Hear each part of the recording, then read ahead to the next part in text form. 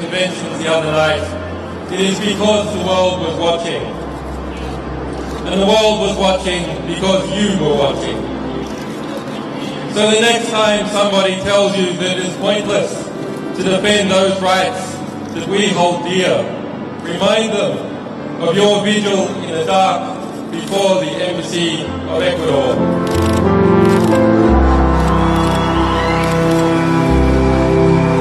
Remind them how, in the morning, the sun came up on a different world and a courageous Latin American nation took a stand for justice. And so to those brave people, I thank President Correa for the courage he has shown in considering and in granting me political asylum.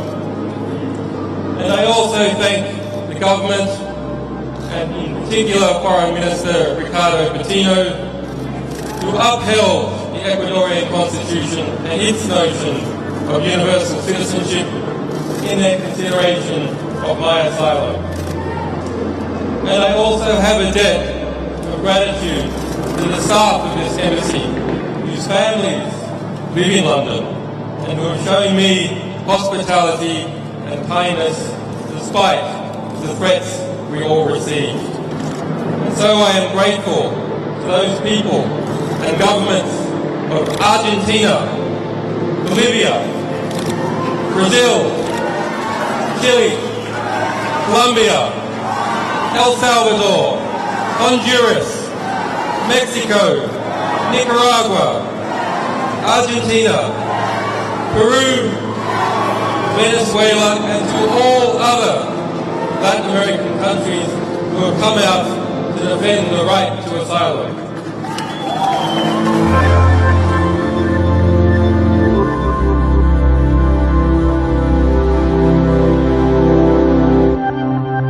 Eu não tenho vocação de carcereiro.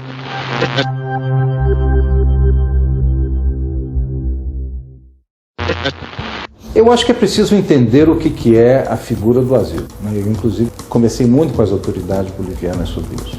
O asilo é, eu acho, uma das iniciativas mais eficientes e pragmáticas, digamos, do sistema de justiça internacional latino-americano. Tanto é que a decisão brasileira foi comunicada, diz, nos termos do direito público internacional latino-americano. O que é o asilo? O asilo é um conceito que foi criado na virada do século XX, né, finais do século XIX. Enfim, é uma ideia antiga, mas que foi, digamos, formalizado como um conceito, digamos, né, formal do direito internacional latino-americano, lá no começo do século, pelo qual os países reconheciam de uma forma muito pragmática. O que eles reconheciam? Que eram países com um nível de instabilidade política bastante elevado. Uma das consequências dessa instabilidade política é o fato de que sempre há pessoas que são da oposição, ou que não estão felizes, não estão bem, e que decidem, né, pedir para ir embora, se sentem de alguma forma inconfortáveis no seu país. Então, a figura do asilo, o que ela diz? Nós reconhecemos que nós somos países com certa instabilidade política, mas nós não queremos que essa instabilidade venha prejudicar nossas relações. Como é que nós podemos evitar que as nossas relações de países sejam contaminadas por episódios desse tipo que geram essas tensões, indivíduos que se denunciam, que se sentem ameaçados, né? E que querem, portanto, proteção de um outro Estado. Como é que a gente evita que isso desgaste as nossas relações? Nós vamos adotar esta figura, que é uma figura histórica, até milenar, mas que no direito latino-americano é formalizado como um conceito que todos os países reconhecem. O que a gente diz? E isso está no documento que o governo brasileiro emitiu. O governo brasileiro, nos termos da Convenção de Caracas, 1952, 54, 2, eu não me lembro bem, que os nossos países assinaram, a Bolívia não ratificou, mas nós assinamos e ratificamos, nós reconhecemos que situações de indivíduos que se sentem assim ameaçados devem ser resolvidos da forma mais rápida e expediente possível. Para quê? Para não prejudicar as relações. Então, Se um indivíduo entra na Embaixada Brasileira e diz: eu sou perseguido, eu me sinto ameaçado, eu quero asilo, o Estado brasileiro avalia se há um risco a essa pessoa, o risco, né, de que ele possa sofrer pessoalmente e, sem fazer um juízo de valor sobre a qualidade democrática das instituições daquele país, isso está no documento, ele concede asilo. É uma solução bem latino-americana. Desde segunda-feira, o senador Roger Pinto está abrigado na Embaixada Brasileira em La Paz, capital da Bolívia. Ele pertence a um partido conservador que faz oposição ao presidente boliviano Evo Morales. O senador diz que tem medo de represálias por ter feito denúncias de ligação de funcionários do governo Evo Morales com o narcotráfico. Ele está na chancelaria do Brasil, formulou um pedido de asilo. Eu entrei em contato com o chanceler Ashok Huanca. Nós estamos reunindo elementos para examinar o caso dele à luz da Convenção de Caracas e da Constituição brasileira. Considero que es una decisión desatinada la que ha asumido el gobierno de Brasil de otorgar asilo a una persona que acá en Bolivia está acusado no por sus ideas, una persona que aquí está acusado por delitos, un mal uso, un uso corrupto de recursos públicos. Es una persona acusada por delitos comunes. O senador responde a 20 processos na justiça boliviana, a maioria por desacato ao Estado. Este es el cotejo esperado. Roberto Carlos, aparece Edmundo y es gol de Brasil. Brasil 1, Bolívia 0. Brasil 1, Bolívia 0. Na partida entre São José da Bolívia e Corinthians, em Oruro, na Bolívia, um menino de 14 anos foi atingido por um sinalizador e não resistiu. Policiais bolivianos alegam ter visto que partiu da torcida do Corinthians o rojão que atingiu o olho direito de um menino de 14 anos que estava na torcida do São José. Apesar de prontamente atendido, o menino faleceu. 12 suspeitos foram presos.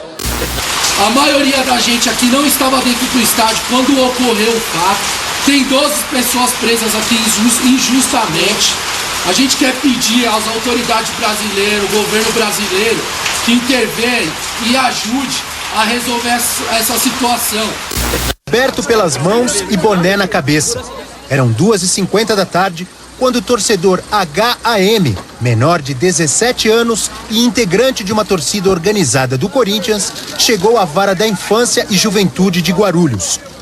Acompanhado por policiais militares e por um advogado, ele entrou para prestar depoimento e dizer que é o autor do disparo do sinalizador que causou a morte do torcedor boliviano Kevin Espada, de 14 anos de idade, num jogo da Libertadores em Oruro. Nós estávamos comemorando o gol lá. Eu trouxe o sinalizador lá na minha mochila lá, tá dentro de uma sacola, e eu fui acender. Pra mim era como se fosse igual aos outros lá, você puxa e acende, e eu tenho aquele de isqueiro também. Porque realmente você fez isso ou para proteger alguém da torcida? Não protegi ninguém não.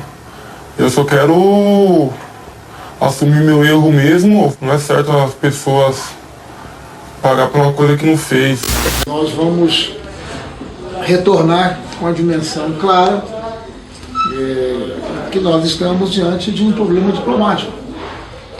E que as incertezas vão obrigar que a gente suba o tom desse debate. Então, o que nós queremos oferecer a vocês é a certeza de que vocês não estão sozinhos.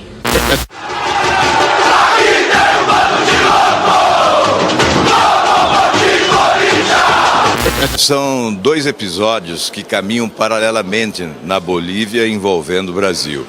O primeiro deles é a prisão dos brasileiros. São 12 que, a meu ver, estão sequestrados. É uma prisão absurdamente ilegal, arbitrária e desumana.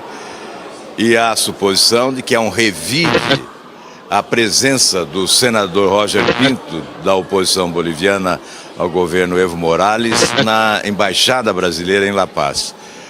O senador passou a ser perseguido, ameaçado de morte, depois que denunciou o governo Evo Morales, inclusive de participação no narcotráfico. Se está na Embaixada do Brasil, é também responsabilidade nossa. Não obtém o salvo-conduto, está há quase um ano. Então, são dois temas que estão interligados. Sánchez, gol! Es gol boliviano, Ervin Sánchez. Renace las esperanzas de Bolivia de acercarse hacia el título. Es gol boliviano, Ervin Sánchez. Renace las esperanzas de Bolivia de acercarse hacia el título.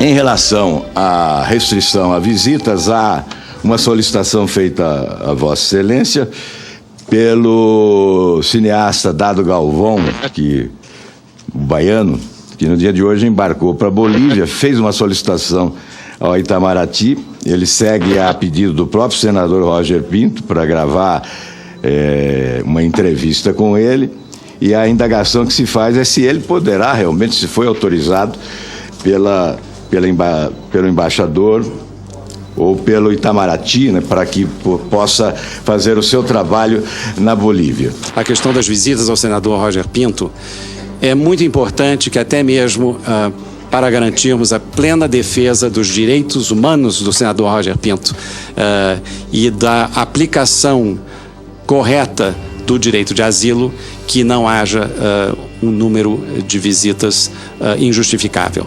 E o que o direito internacional, a Convenção de Caracas, a prática em matéria de asilo recomenda é que as visitas sejam restringidas a familiares imediatos e advogado.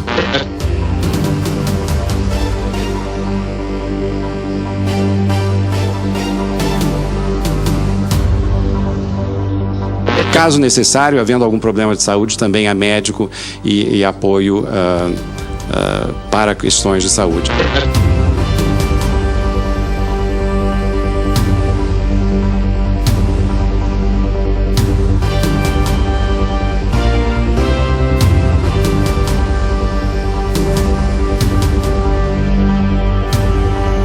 E é exatamente, nós estamos cumprindo a risca até mesmo para garantir que as condições de asilo sejam aplicadas dentro do rigor dos entendimentos internacionais sobre a matéria e não possa haver qualquer questionamento pelas autoridades bolivianas da forma como nós estamos aplicando esse direito.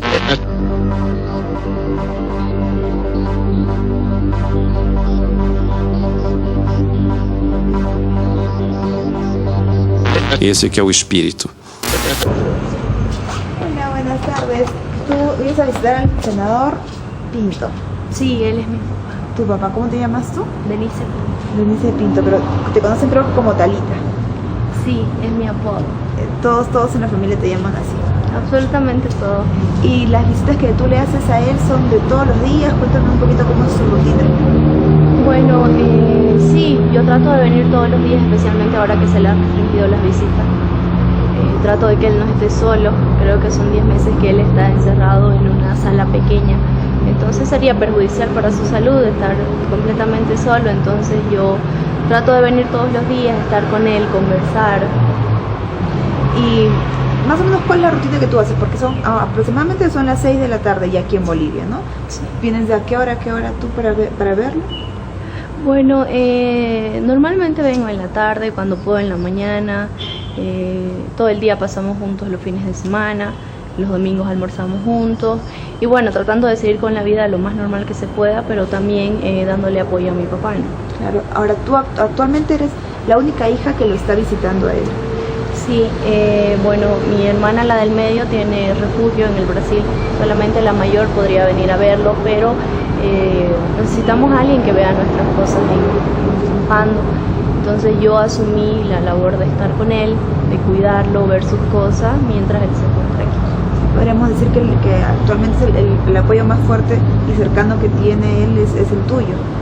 Trato de que sea así, trato de que él encuentre mis fuerzas, trato de transmitirle seguridad.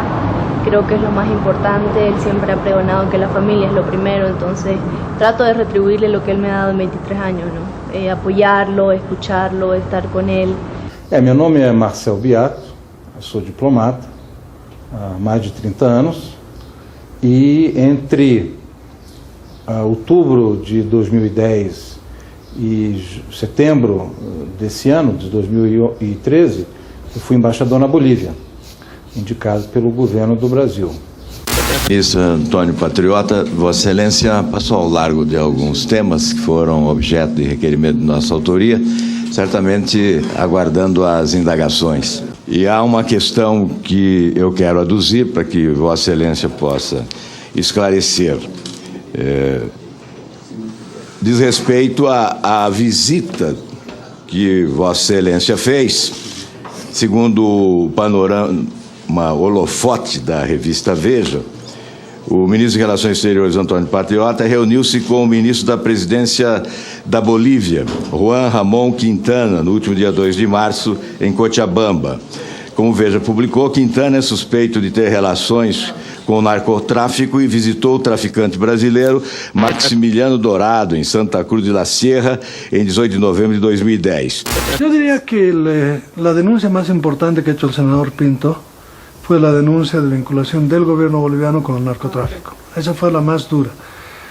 Una vez que hizo la denuncia, el senador Pinto llevó una carta al presidente Evo Morales remitiéndole todas las pruebas de lo que él había conseguido, que consistían en informes de inteligencia de la policía boliviana, en reportes que se habían hecho sobre el movimiento del narcotráfico en las fronteras, sobre todo con el Brasil y la Argentina, la forma como se estaba operando.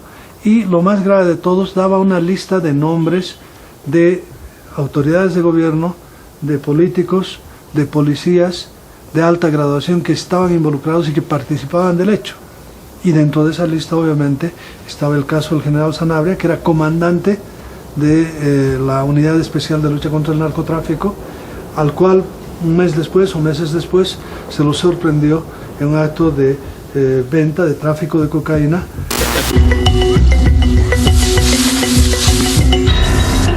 El panorama de narcoestado que describen los reportes muestra una febril actividad de los carteles de Sinaloa, norte del Valle de Colombia y primer comando capital de Brasil, según lo reconoce un narcotraficante brasilero condenado en su país. Y se escuchaba hablar que ese tipo que salía en la tele, en Forbes, que era uno de los más ricos del mundo, que eso, que aquello, que estaba en Santa Cruz.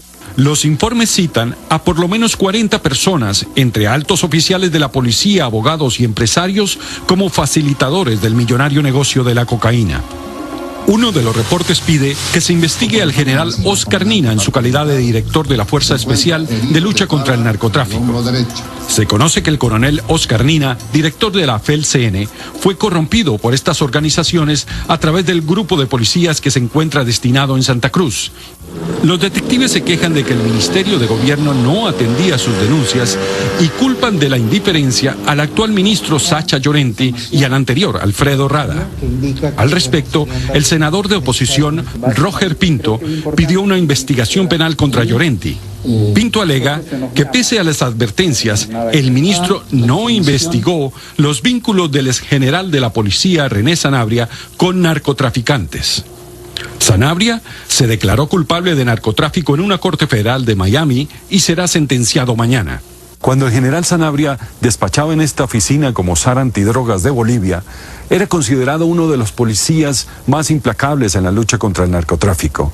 Hoy el general afronta una condena en Estados Unidos por cargos de narcotráfico. Su colaboración será fundamental para establecer cuánto sabía de su actividad el gobierno de este país.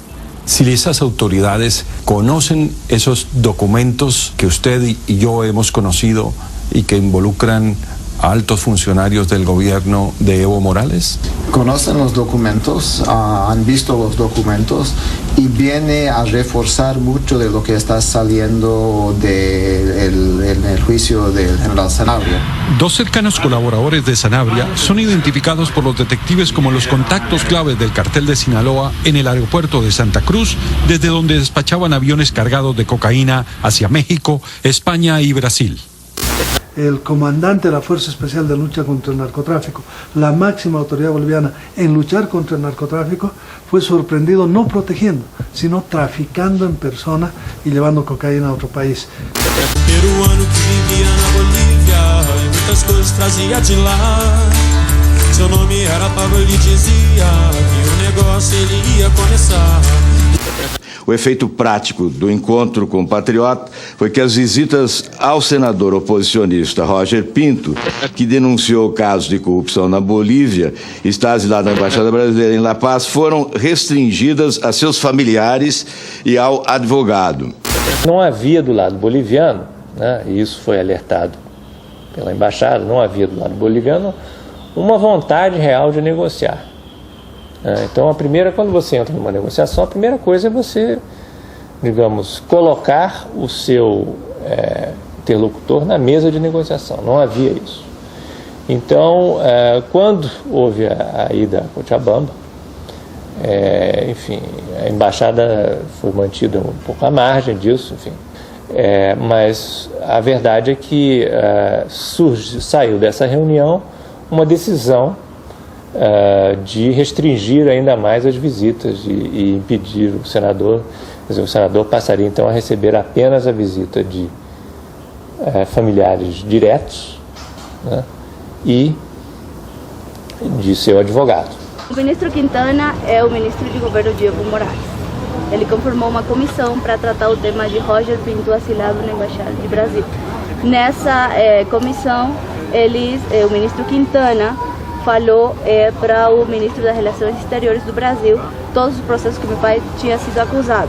E ele expôs a ideia.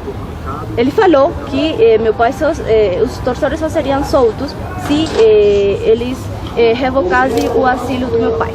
Está claro que ya el tema de los muchachos brasileños detenidos por un crimen que sí se cometió y en el que sí hay un responsable y que tiene que ser detenido y condenado por ello, se está convirtiendo, por estas razones tan complejas de la relación bilateral, lamentablemente en un tema político entre los dos países. E há também no noticiário, que o jornal Valor faz referência a isso, que depois desta visita houve o afastamento do embaixador Marcel Beato, que tinha uma forte atuação contra o narcotráfico. E a razão do asilo desse senador é exatamente a denúncia que faz contra o envolvimento de autoridades bolivianas com o narcotráfico. Eu fui removido para cá. Eu originalmente deveria ir para a Suécia, mas o governo decidiu melhor. Isso é uma coisa natural. Olha, foi uma decisão do governo brasileiro que não me cabe questionar nem analisar além disso. O governo boliviano fez pressões para retirar os diplomatas. Embaixador Marcel Beato, Eduardo Saboia, Manuel Montenegro, que foram extremamente eficientes na resolução de problemas como dos torcedores corintianos presos, como no asilo político dado ao senador Roger Molina, líder da oposição boliviana, que foi retirado pela ação desses diplomatas do poder policial do senhor Evo Morales. E o pior é que o então chanceler Antônio Patriota, ao lado de membros influentes do PT no Palácio, como o senhor Gilberto Carvalho e Marco Aurélio, aceitaram a prisão e tudo fizeram para prejudicar esses diplomatas brasileiros. E eu, então, a decisão de que eu não iria para a Suécia, de que eu viria para cá. E aqui estou, assumindo as funções brevemente e seguir a minha carreira naturalmente. Mas agora o senhor trabalha no Itamaraty? Está em processo de definição a minha lotação. Eu já fui lotado aqui, estou lotado em Brasília e devo assumir brevemente funções na chancelaria. É evidente que o que se noticiou é que o embaixador Marcel Beato está de férias, mas uma coincidência. As férias nesse momento, um momento crítico, em que há essa questão do senador e há a questão dos brasileiros presos, referência feita já pelo presidente da comissão. Portanto, nesta hora, a embaixada fica desalojada do seu embaixador, que exercia um papel preponderante, né, por estar de férias. E consta que, inclusive, não deve retornar à função, pelo menos esse é o noticiário.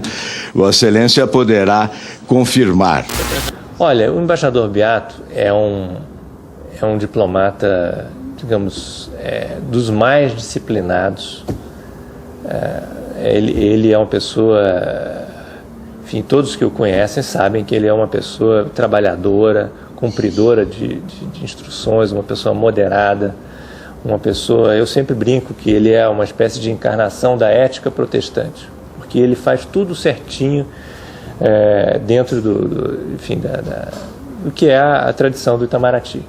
Em momento algum, o embaixador Marcel Beato procurou avançar o sinal, fazer juízos de valor em relação a se nós deveríamos ou não conceder asilo. Ele simplesmente nós procuramos levantar o máximo de informações. Eu conheci o senador Roger Pinto, enfim, pouco tempo depois de ter chegado. Ele foi líder da bancada no Senado do partido dele, a Convergência Nacional.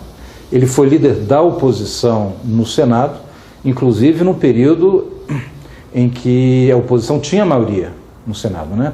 Antes das eleições de 2010, em que o governo passou a ter uma maioria, inclusive uma maioria qualificada, de maneira a poder aprovar a legislação com essa facilidade. Então, ele exercia essa função porque ele era, e continua sendo, obviamente, uma pessoa muito combativa.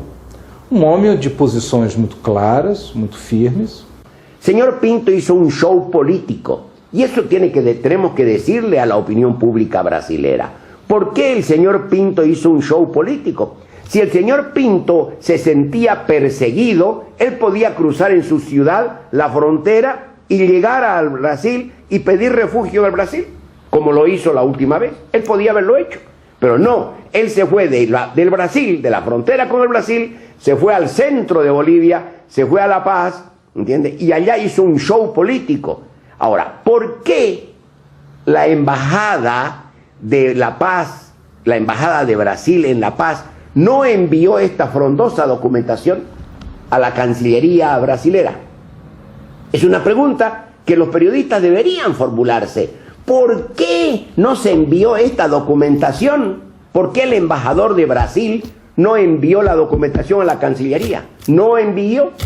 Olha, houve uma tentativa por parte das autoridades bolivianas de estigmatizar a embaixada, de separar a embaixada do governo brasileiro, como se a instrução e a decisão de concessão do asilo tivesse sido dada pela embaixada. Na verdade, você verá que há uma nota, a decisão foi comunicada por uma nota à imprensa, que diz claramente que o governo brasileiro decidiu conceder asilo, enfim, ao senador Roger Pinto Molina. Simplemente dio un informe, pero no envió la documentación.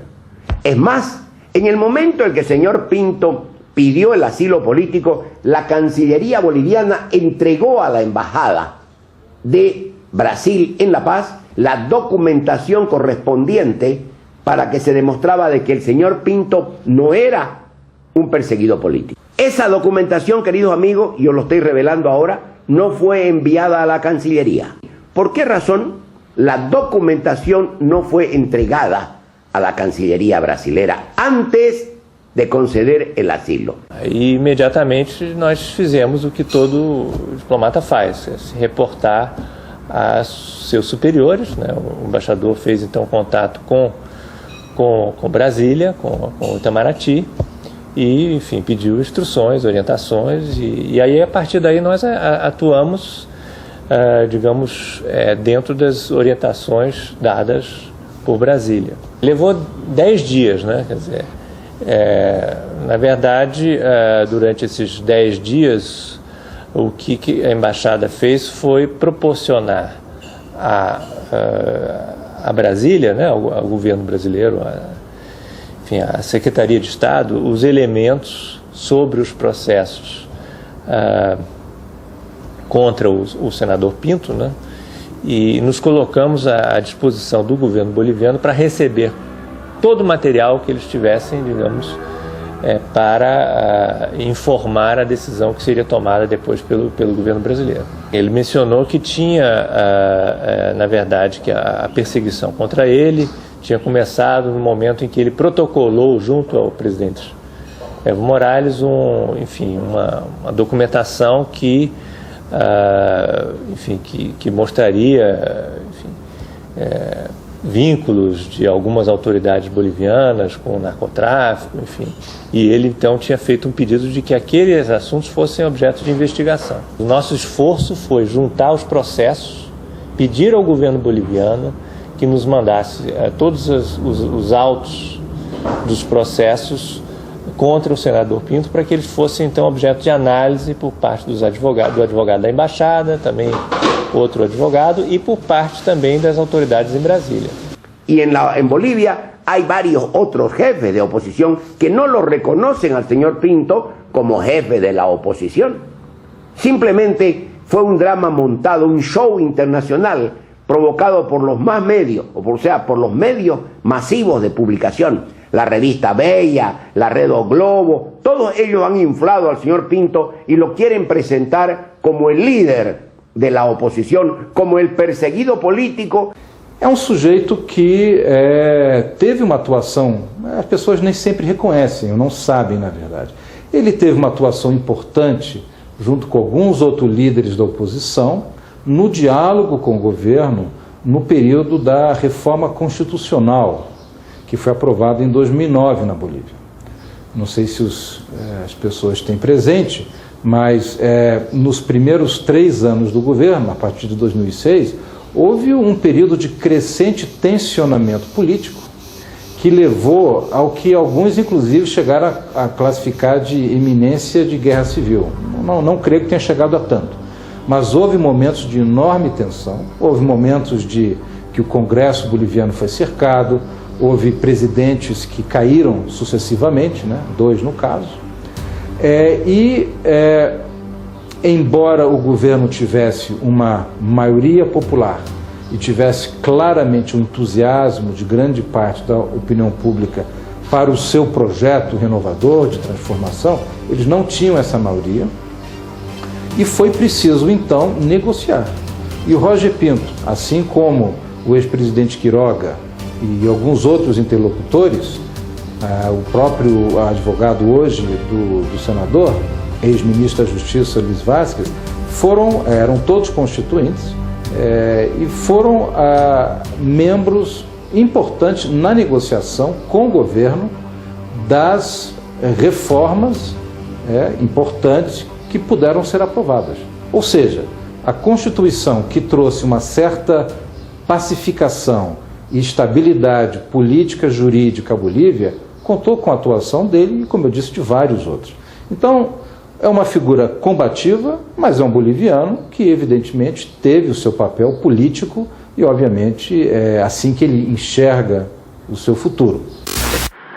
Jura usted por Dios, o por la creencia o convicción que profesa, la patria y la memoria de nuestros antecesores, cumplir y hacer cumplir la Constitución política del Estado y las leyes nacionales y desempeñar fiel y lealmente el mandato del presidente constitucional de la República que el pueblo de Bolivia le ha conferido con su voto mayoritario? Si así lo hiciera, la historia, la patria y el pueblo lo premiarán, de lo contrario se lo demandarán. Queda usted posesionado como presidente constitucional.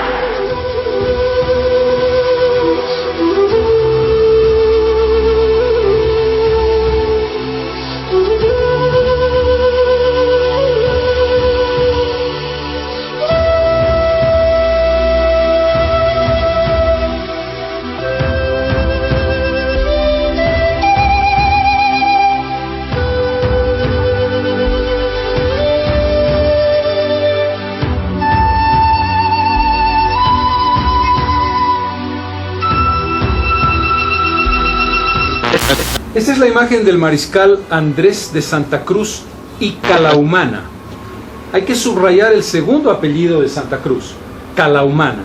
Su madre era una cacica, una líder de la nobleza indígena de Huarina, que es una población a orillas del lago Titicaca. Santa Cruz fue presidente entre 1829 y 1839, durante 10 años. Presidente constitucional, elegido 2 veces. Es el primer presidente realmente indígena, Presidente Morales, Morales es un apellido español, Ayma es un apellido indígena, Santa Cruz, apellido español, Calahumana, apellido indígena. Lo que pasa es que Santa Cruz no se reivindicaba como presidente indígena entonces, pero hay que recordarlo porque hay varios presidentes mestizos, pero este en particular tiene sangre indígena muy representativa, nada menos que su madre. Y además fue un gran presidente, quizás el más importante presidente de nuestra historia. Andrés Santa Cruz y Calahumana. Su madre, aymara, indígena, de nombre Basilia Calahumana.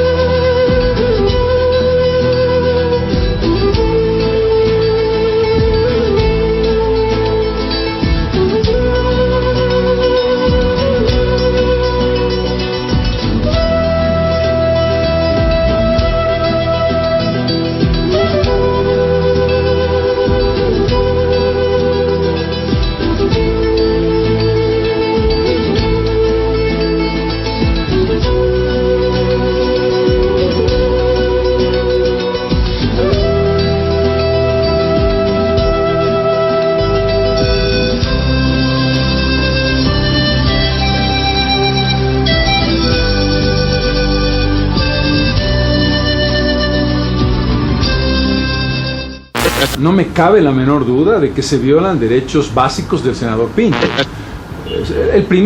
La primera violación es el no cumplir este acuerdo fundamental de un asilo que debe ser respetado por Bolivia. Un país como Bolivia, que ha tenido una historia política turbulenta, un país como Bolivia, que ha tenido tantos bolivianos que se han salvado, que han salvado sus vidas gracias al asilo político, que en las dictaduras han permitido que las personas puedan salir libremente cuando de lo contrario hubieran podido morir o ser torturadas. ¿Cómo puede ser que un país que tiene la experiencia de Bolivia esté en esta lógica de no dar el asilo político? Esa es la primera violación que a mí me parece intolerable. Intolerable que un gobierno como el boliviano actúe de esa manera. Segundo, ya que está en la circunstancia en que está, no se pueden limitar las visitas al senador Pinto. Cualquier preso en una cárcel común tiene derecho a visitas regulares de sus familiares, de sus amigos. Por supuesto se podrá regular los horarios, se establecerán cosas lógicas, pero no se puede limitar las visitas al senador Pinto. Y desde luego el senador Pinto debe preguntarse qué es mejor, si estar en una pequeña habitación en un predio de las oficinas de la Embajada de Brasil o en una cárcel boliviana. Al final la pregunta es qué es mejor y nunca sabría yo cómo responder. A indignação de familiares e dos outros presos na Papuda levou a justiça a acabar com as regalias dos condenados do mensalão.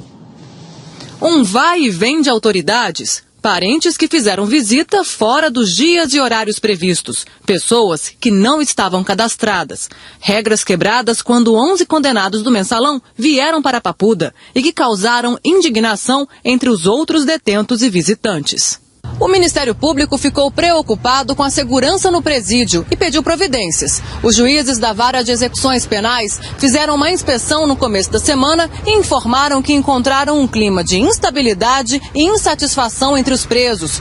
Por isso, determinaram que seja dado um tratamento igual a todos, principalmente no que se refere à alimentação e visitas. Na decisão, os juízes afirmam que a crença dos presos na postura igualitária da justiça mantém a estabilidade do precário sistema carcerário local e que mudar isso só se justificaria se fosse aceita a existência de dois grupos de seres humanos. Um digno de sofrer e passar por todas as agruras do cárcere e outro que seria preservado dos efeitos negativos, o que não é legítimo admitir.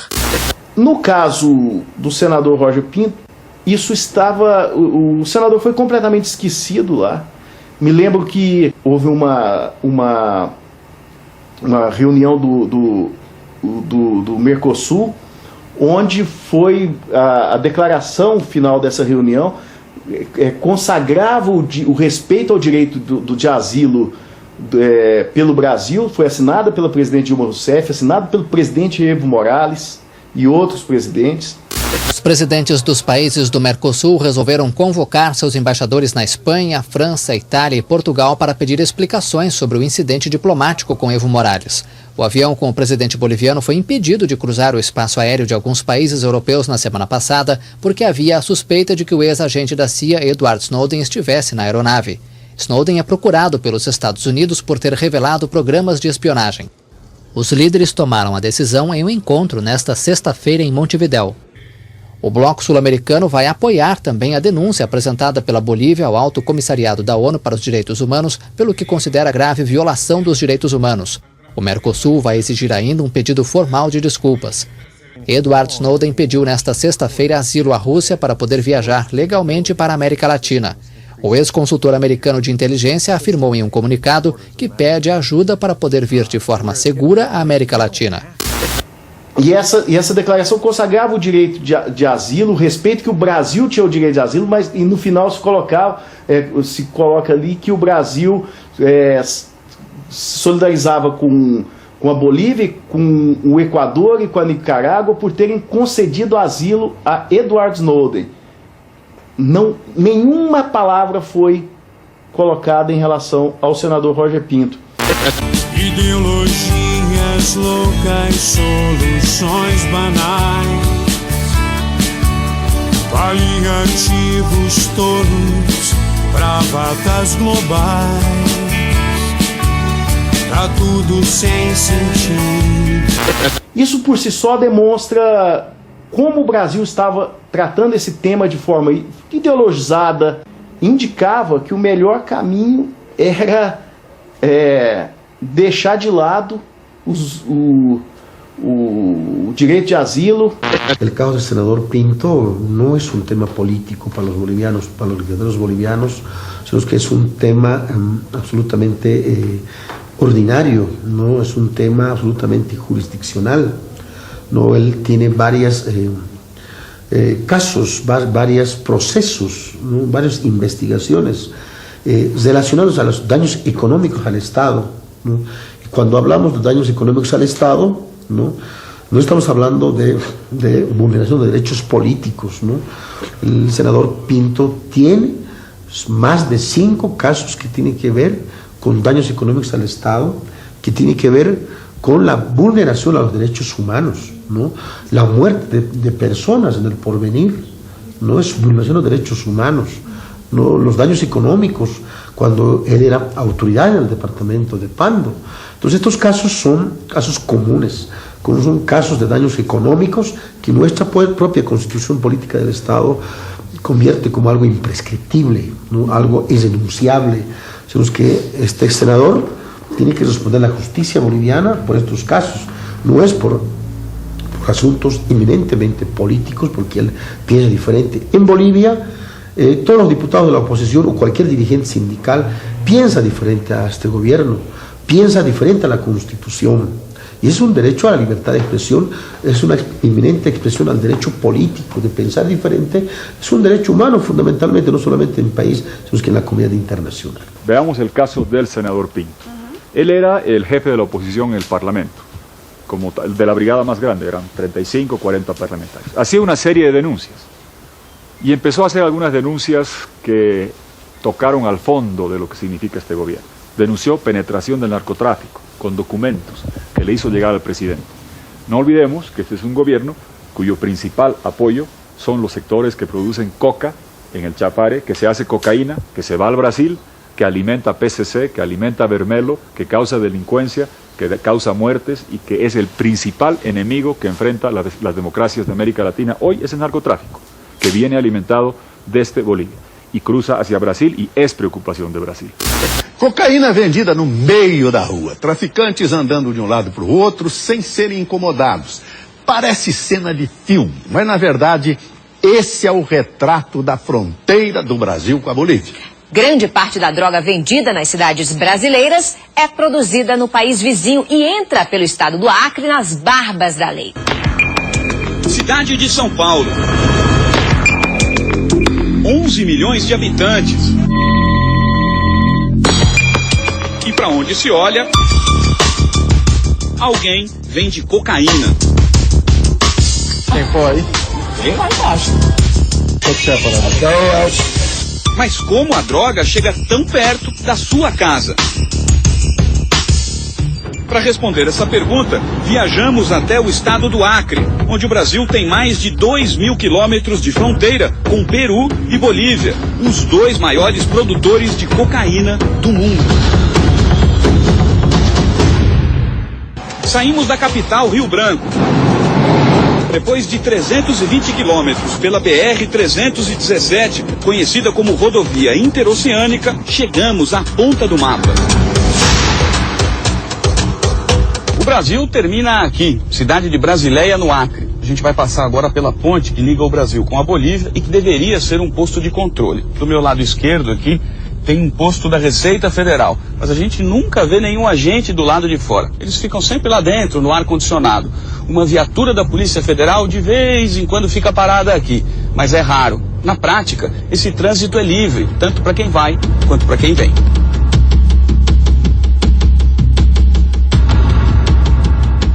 Pronto, estamos na Bolívia, cidade de Cobija. A cocaína faz parte do dia a dia nessa região.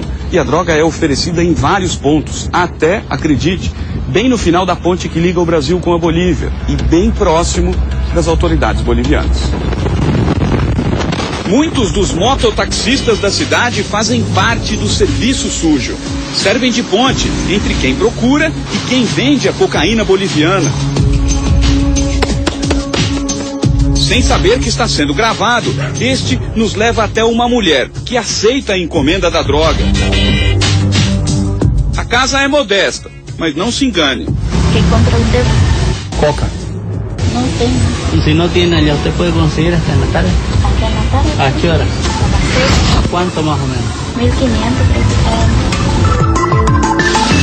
1.500 No soy brasilero, pero la mayor amenaza a un mundial de fútbol exitoso y a unas olimpiadas exitosas en Brasil son los factores delincuenciales impulsados por el narcotráfico alimentado desde Bolivia. Eso denuncia el senador Pinto. Y después cae un comandante de la policía vendiendo cocaína. Se comprueba que todo lo que denuncia el senador Pinto en narcotráfico es cierto. Hace otra denuncia, redes de extorsión judicial, donde mostraba cómo se manipulaban los juicios, cómo se intenta volcar a la Corte Suprema de Justicia, cómo se planta pruebas contra la oposición.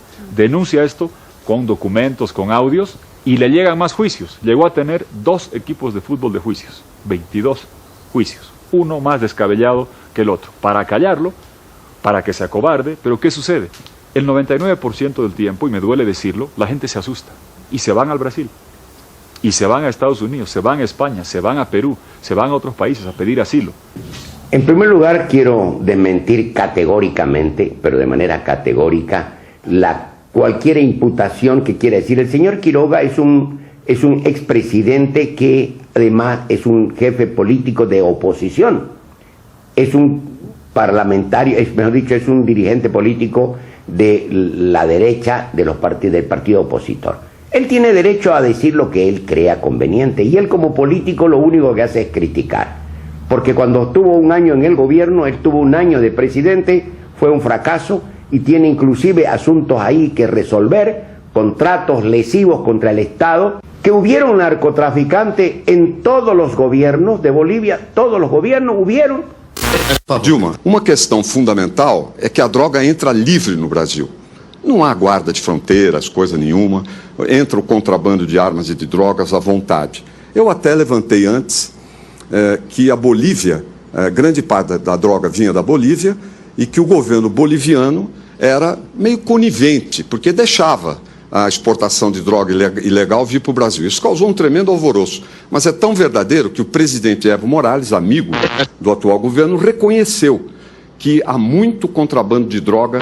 A droga vem da Bolívia. O governo brasileiro não fez nada junto ao governo boliviano de concreto, né, de palpável, de significativo para parar a entrada dessa droga.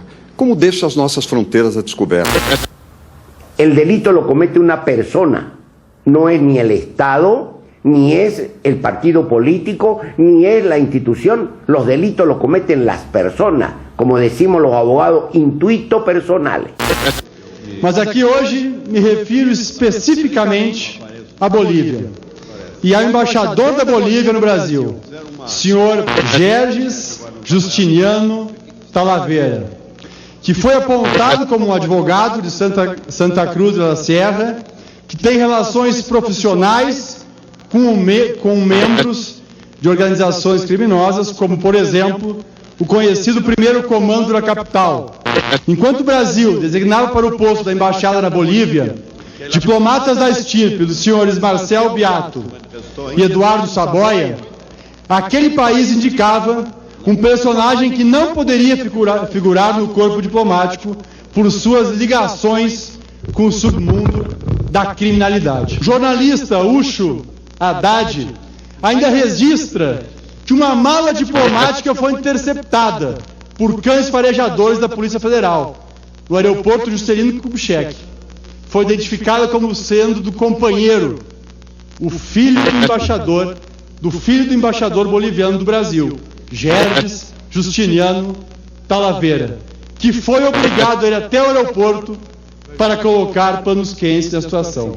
O rapaz atua como advogado do criminoso Ozzy Dourado, irmão do líder do PCC, Max Dourado, preso em 2010, na cidade de Santa Cruz de la Sierra, transferido então para o Presídio Federal de Catanduvas. No entanto, a demora para a chegada até a autoridade judicial da tradução do pedido de extradição permitiu que Ozzy Dourado fosse liberado pelo competente e influente advogado boliviano. Yo manejaba la oposición del año 2006-2009 y le puedo asegurar que en el Congreso defendíamos los derechos y esta clase de abusos no llegaron a este nivel. La elección del 2010 le da un control del Congreso casi total al gobierno de Morales y copan la justicia. Y copan los medios de comunicación, que es lo que tiene que entenderse. Bolivia es un país muy pequeño.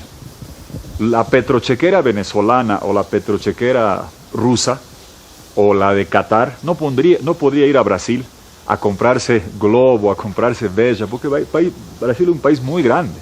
Es imposible. Pero Bolivia, Nicaragua somos muy pequeños. Lo invito a visitar Managua. Va a ver cuántos canales de televisión han sido comprados por empresarios venezolanos. Lo invito a... Pregunte usted en Bolivia, ¿quién se ha comprado canales de los más grandes en Bolivia y periódicos? Empresarios venezolanos, al amparo de ese proyecto. Eso es lo que en Brasil no se comprende. Que cuando llega una amenaza con una petrochequera poderosa como la de Venezuela, en Brasil lo ven anecdótico. En Brasil me dicen, Brasil es como un elefante grande que ve un tigre y le parece hasta gracioso. Pero si uno es un conejo pequeño, como Bolivia, como Nicaragua, y llega el tigre, Dios nos salve. Y eso es lo que sucede. La oposición en el Parlamento hoy es débil y yo lamento que gente que está en el Parlamento con el senador Pinto no hubieran hecho denuncias a foros internacionales como los han hecho parlamentarios brasileños, porque las podían haber hecho, no las hicieron, en fin, que expliquen ellos por qué no las han hecho. Pero quiero que entienda también que en Bolivia hay un gobierno que tiene una gran cantidad de recursos. Atención Bolivia, vamos a ser testigos del lanzamiento del primer satélite boliviano. Ignición. Ya ha comenzado, amigos, a subir el cohete con una llama que se está subiendo hacia el cielo desde este satélite Tupac Katari, que lleva el primer satélite boliviano a llevar el estruendo de los motores que hace vibrar en este momento de la noche al satélite como nuestros corazones, así como los motores. Desde ese centro de control, un saludo especial a todos los hermanos y hermanas del pueblo de Bolivia. Felicitación del lanzamiento exitoso del satélite de comunicación Tupac Katari. Saludo especial a todo el equipo de trabajo, un trabajo científico, tecnológico para el bien de todo el pueblo boliviano. Muchas gracias a ustedes.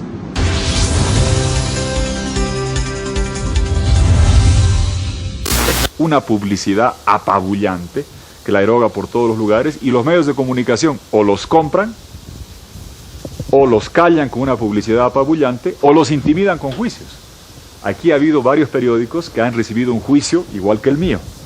El mío era por calumnia, el de ellos por algo parecido. ¿Por qué? Porque sacaron un titular con algo que dijo el presidente en contra del oriente boliviano. ¿Reflejan lo que dice el presidente? El presidente cometió un error, pero por titular lo que dijo el presidente, enjuician a los medios. Y en una democracia pequeña, cuando hay medios de comunicación que son comprados, intimidados o apabullados y seducidos por la publicidad, es difícil para una oposición como la que tiene hoy Bolivia. Yo no estoy en el Parlamento, pero los que están tienen esas dificultades. Y creo que eso en Brasil no se comprende en su justa dimensión. Cuando ven abusos, que se cierran canales en Venezuela, les puede parecer anecdótico porque eso en Brasil sería impensable. Mi nombre es Juan Carlos Arana Jiménez, soy conductor de televisión, hago televisión en Bolivia hace 25 años, he ocupado cargos desde jalar cables en un canal de televisión hasta ser gerente general de un canal. Actualmente soy dueño de un canal de cable y soy productor independiente hace 20 años de televisión.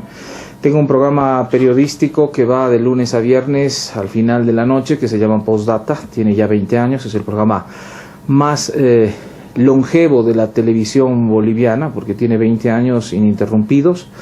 También conduzco un programa a las 6 de la mañana que se llama Levántate Bolivia y pues soy productor de televisión en general dentro de la televisión boliviana.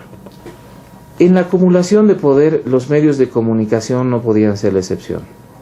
Y en esta ruta se insistió en el primer mandato en agresiones, amenazas, persecuciones a través de entidades del Estado, a través de impuestos nacionales, a través de otras reparticiones del Estado. Se intentó frenar la labor cuestionadora de los medios de comunicación. Como se vio que esto generaba un profundo desgaste y compromiso por parte de la opinión pública hacia los medios de comunicación, se optó por el plan B. ¿Y cuál fue el plan B? El plan B fue aprovechar que los medios bolivianos, pues no hay una red tan grande como Globo o Bandeirantes, digamos, en nuestro país. Son medios relativamente económicos que cuestan entre 10 y 20 millones de dólares y que son de fácil compra. Entonces, hay capitales venezolanos que han comprado los principales periódicos y han comprado las principales cadenas de televisión, donde sistemáticamente el espacio de analistas, opinadores, programas de opinión han ido prácticamente diezmándose hasta quedar en absolutamente nada. Habemos poquísimos productores independientes hoy en día que insistimos no en hacer una labor opositora al gobierno, pero creo que la labor de los medios de comunicación es hacer una labor cuestionadora del poder. Fue en el pasado y seguirá siendo en el futuro, independientemente de quien esté en el Palacio de Gobierno. El periodista tiene la obligación de preguntar por qué. Solamente un tema. Un tema sobre el respeto entre países, ¿quién fuerza? ¿No? Un tema entre respeto entre países. Sí. Gracias. Buenos días. Usted se referió al tema entre respeto entre países. Me gustaría saber la posición del presidente sobre el caso del senador Roger Pinto asignado de embajada de Brasil. Creo que 10 compañeros este congreso solamente para ver el tema de Venezuela. Si quieren otros temas abiertos, hablen con la conferencia abierta, díganme y vamos a conversar. Gracias. Llevamos casi 2 meses tratando de comunicarnos con usted, presidente.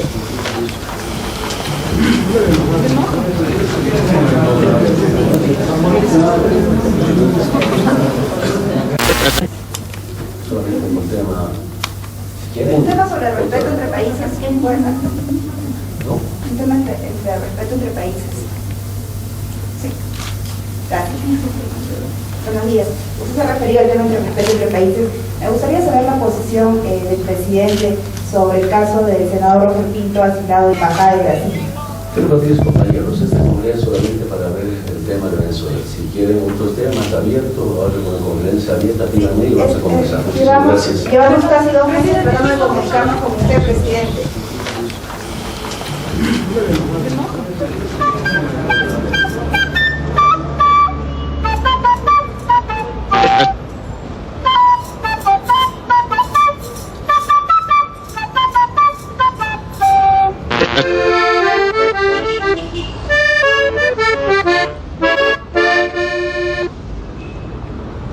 Os corintianos, o senador Ferraço afirmou em visita à Bolívia que os 12 corintianos, os 12 brasileiros melhor, estavam sendo utilizados como moeda de troca por parte do governo boliviano. O que é que o senhor pensa disso?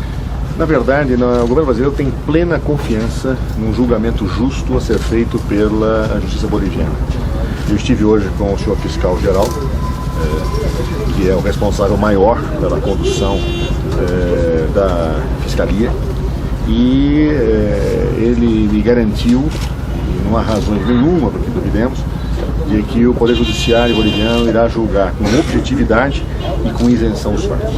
E lá em Oruro, além de conhecer a situação em que os brasileiros estavam presos, eu fui também conversar com uma promotora, que era a coordenadora criminal do caso, que coordenava as investigações para decidir se faria no tempo certo ou não a denúncia. E para mim, na conversa com essa promotora, ficou absolutamente claro, desde já, a falta de boa vontade, muito pelo contrário, a má vontade para com esses brasileiros, insinuando até mesmo que nós não mereceríamos algum tipo de respeito em razão de termos concedido asilo político ao então senador Roger Molina na chancelaria brasileira em La Paz.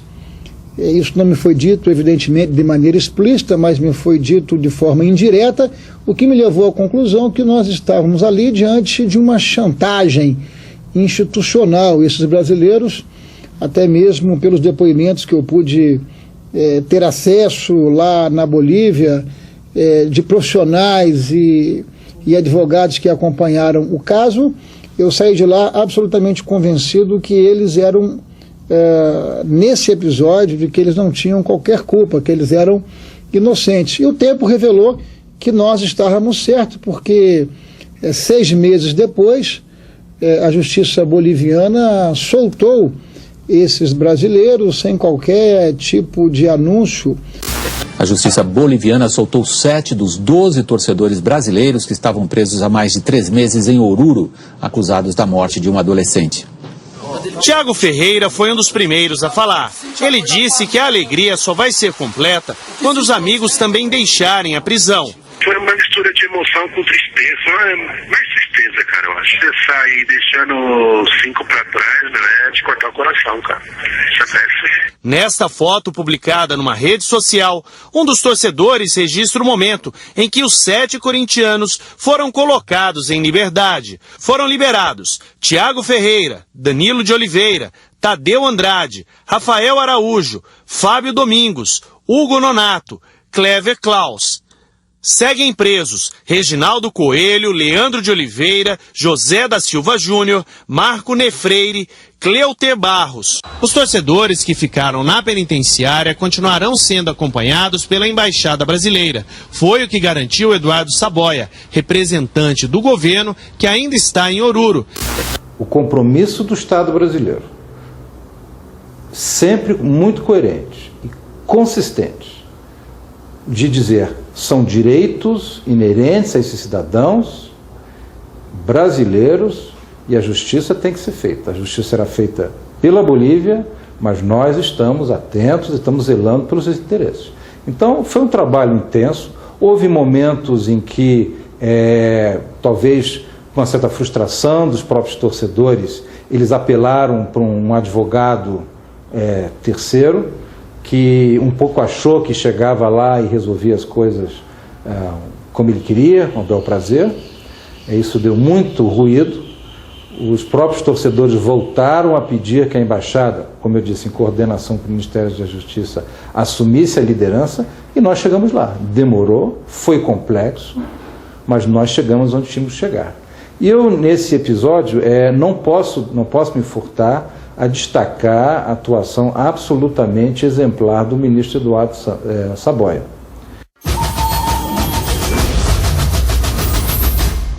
Desde o primeiro dia, quando soubemos da detenção dos 12 brasileiros e do trágico incidente, nós temos ido a Oruro. Estive ontem em Oruro, e a nossa preocupação desde o início foi com a apuração das responsabilidades e o acompanhamento do devido processo legal. Quer dizer, nós hoje, com os elementos que nós temos a convicção de que os 12 brasileiros são inocentes. Ele foi 20 vezes a Oruro, né? São 3 horas de ida, 3 horas de volta, numa estrada perigosa, uma estrada desconfortável. Ele foi para levar cobertor, ele foi para dar assistência espiritual, até psicológica. Minha mulher também esteve lá, que é psicóloga, dando um certo apoio. E nunca faltou alguém para atender o telefone deles, dos parentes no Brasil. Nós tivemos eu também, em direto contato com representantes do Corinthians e dos órgãos da Justiça brasileira. Os 5 brasileiros presos na Bolívia há 5 meses podem ser soltos ainda hoje, depois de um acordo entre a defesa dos torcedores e a justiça local. O Corinthians ofereceu uma doação em dinheiro à família do adolescente morto em fevereiro, durante um jogo da Libertadores. Depois de 5 meses de prisão, todos foram considerados inocentes. Os últimos 5 torcedores receberam alvará de soltura hoje. Outros 7 já tinham saído da cadeia em junho. De Oruro, o grupo seguirá para La Paz, capital boliviana, onde ficará na casa do imigrante aguardando a documentação para que finalmente todos possam retornar ao Brasil. Inclusive, o ministro Cardoso designou um defensor público, o João Chaves, que passou 1 mês na Bolívia nesse período, nos ajudando a armar a defesa técnica, né, para garantir que não houvesse nenhuma dúvida sobre a inocência deles, que o Estado brasileiro iria apoiá-los para que a justiça boliviana cumprisse com seu dever. Então, eu acho muito importante salientar isso. Persistência, consistência, coerência na defesa do direito. Ronaldo Denilson, sigue Denilson, el pase para ser Roberto, ahí está, frente al arquero, truco el gol, gol de Brasil, 47 minutos de la etapa complementaria, Brasil se corona campeón de la Copa América. El Brasil que ganó la Copa América en La Paz sería subcampeón del mundo en 1998. Ministro Cardoso, boa noite. O senhor esteve com o senador Roger Pinto, que está asilado na Embaixada do Brasil? Não, não estive, nem estarei. O que o senhor, como ministro da Justiça, poderia dizer desse caso? Já faz mais de 1 ano que o senador boliviano está asilado na Embaixada do Brasil e não há o salvo-conduto por parte do governo boliviano. Quem tem se pronunciado sobre essa questão é o chanceler brasileiro, o chanceler patriota. O Ministério da Justiça não trata dessa questão, nem veio tratar dessa matéria. Ministro Cardoso, boa noite. O senhor esteve com o senador Roger Pinto, que está asilado na Embaixada do Brasil? Não, não estive, nem estarei. No Congresso Nacional, aqui no Senado, sobretudo na Comissão de Relações Exteriores e da tribuna do Senado, nós procuramos alertar as autoridades brasileiras para a frouxidão com que tratavam deste assunto em La Paz. O governo brasileiro, a diplomacia brasileira e, sobretudo, a presidência da República não agiu com rigor. Atenção! Abre-se nesse momento a Rede Nacional de Rádio e Televisão para o pronunciamento oficial da presidenta Dilma Rousseff. Não é possível deixar de considerar que o governo Evo na Bolívia, ele representa uma modificação lá na Bolívia. Evo Morales dio este fin de semana un golpe a sus rivales políticos, pero un golpe literal. El presidente de Bolivia participaba en un partido y este, con el número 10, se olvida del espíritu deportivo.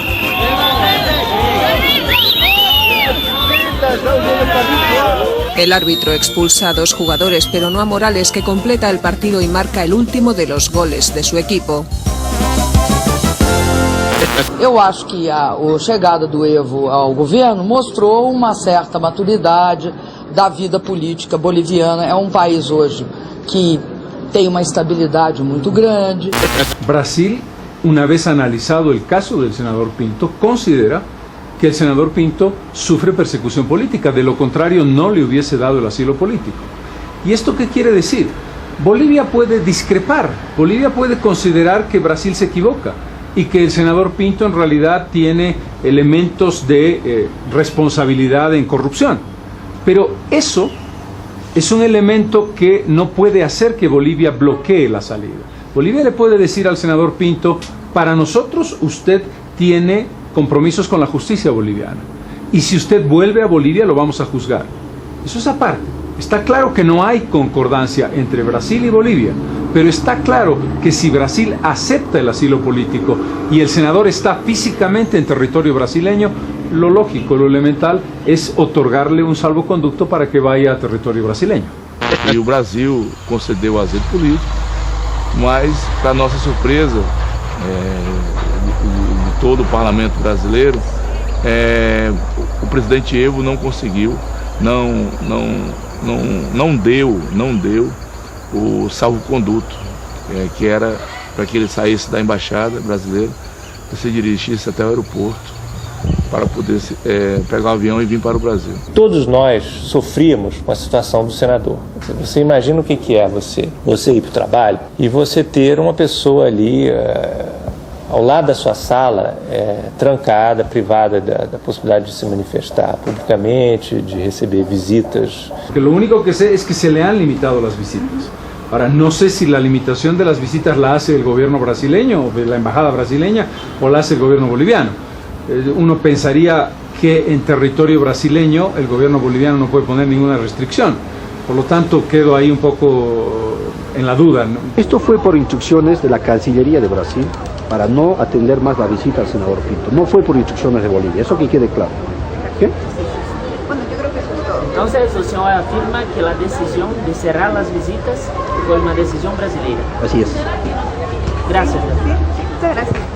Em determinado momento, eu comecei a receber várias informações de pessoas no Itamaraty que estavam insatisfeitas com o curso das coisas, com uma certa ideologização do Itamaraty. Diplomatas me disseram que ou você, se você não seguisse essa cartilha ideológica, você estaria ou condenado a ficar numa geladeira, que é essa expressão que eles usaram. É uma com capacidade de 2. O congelador atinge 20 graus abaixo de zero. E no refrigerador cabe tudo. E tem uma porta aproveitável. Uma para o congelador e uma para o refrigerador. Ou você podia ir para um posto em Malabo, na Guiné Equatorial, por exemplo. A minha preocupação é que eu tinha as informações, e hoje me passava, que ele poderia morrer, né? Se ele caísse na mão da polícia boliviana, então nas mãos do governo boliviano, com certeza eles iriam matá-lo. E nós tínhamos já precedentes de mau comportamento do governo boliviano em relação ao Brasil. Tivemos aqueles episódios conhecidos que envolveram a Petrobras, que o governo brasileiro agiu com submissão diante de Evo Morales. En este día histórico, un día importante para cumplir con el sentimiento, con el planteamiento del pueblo boliviano, que es la nacionalización de los recursos naturales, los hidrocarburos. A partir de este momento, a partir de esta fecha, queda nacionalizado todos los hidrocarburos en el territorio nacional.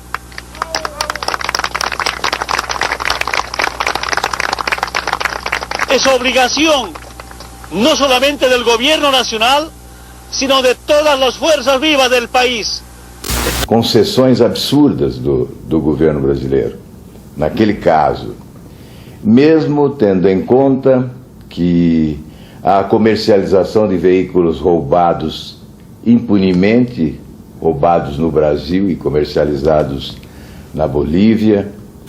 Em abril deste ano, você viu aqui no Jornal da Globo como é difícil trazer de volta para o Brasil carros roubados encontrados na Bolívia. As promessas das autoridades bolivianas de resolver o assunto, até agora, em nada resultaram. Há mais de um ano, quase 500 carros brasileiros de várias marcas estão apodrecendo em depósitos das cidades de La Paz e Santa Cruz de la Sierra, na Bolívia. Todos foram apreendidos quando cidadãos bolivianos tentavam legalizá-los. Em junho do ano passado, o presidente Evo Morales anistiou todos os veículos que estavam sem documentos no país. Além dos carros brasileiros, a Bolívia também recebia automóveis roubados no Chile e na Argentina. A taxa de regularização renderia aos cofres bolivianos cerca de 200 milhões de dólares, mais de 400 milhões de reais. Não há uma relação de bons tratos em relação a determinados brasileiros que cultivam a área agrícola na Bolívia. O presidente da Bolívia, Evo Morales, pediu desculpas ao governo brasileiro nesta sexta pela vistoria feita em 2011 em um avião da FAB que levava a bordo o ministro da Defesa, Celso Amorim. Os bolivianos procuravam o senador de oposição Roger Pinto Molina, que está asilado na Embaixada do Brasil em La Paz desde maio do ano passado. A revista foi revelada depois que o avião de Morales foi proibido de sobrevoar 4 países europeus. Enfim, era uma situação desoladora, né? Eu visitava o senador com alguma frequência, a gente acabava desenvolvendo uma relação de solidariedade, né? Que é natural. Os fuzileiros que prestavam, faziam companhia ao senador, enfim, isso tudo era uma situação anômala que se prolongava, enfim, muito além do que seria razoável, né? Então, você imagina, no final de semana o senador não tinha ninguém. Tinha só os fuzileiros. Nós tínhamos que proporcionar comida, café da manhã, almoço, jantar, enfim, procuramos aliviar um pouco o sofrimento dele. Sinceramente no entiendo por qué han restringido esas visitas, porque si nosotros vemos de que este gobierno dice de que tiene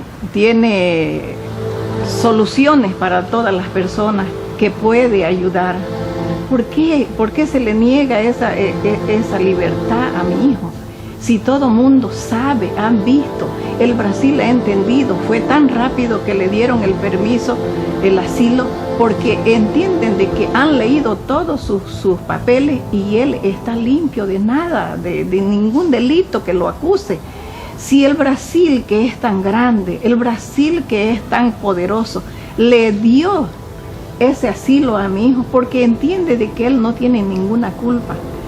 Yo lo que quisiera preguntarle al señor presidente y decirle que si él tiene conciencia, él nació de una mujer.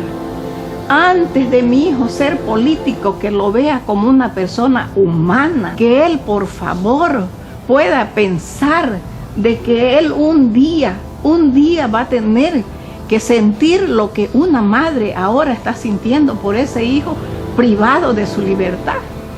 Él está siendo citado por las autoridades judiciales para que responda a procesos contra él. Y son 6 los procesos. No son como él dice, que me han hecho más de 20 procesos. Solamente son 6.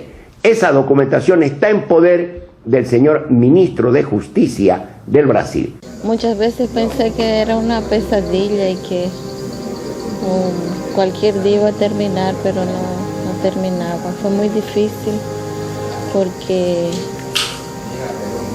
mi esposo entró en la embajada el 31 de mayo y yo tuve que entrar el 28, yo tuve que entrar el 31 en Brasil porque había amenazas de incendiar mi casa y entrar y tomar de rehén a mí y a mis hijos. Entonces tuve que salir con la ropa que tenía en mi cuerpo y sin rumbo. Fue muy difícil para mí y lo que vino después, conforme pasaron los meses, fue terrible.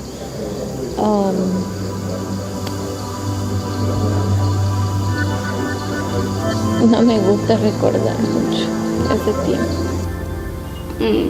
Me acuerdo que me llamaron a las 4 de la mañana. Me dijeron, le dieron el asilo a tu padre en 10 días. Creo que en 10 días todavía no te llega la idea de lo que pasa en tu casa, ¿no? Bastante difícil. porque es una idea que te choca. Es una situación que no se parece a nada de lo que viviste. ¿Estás siendo triste?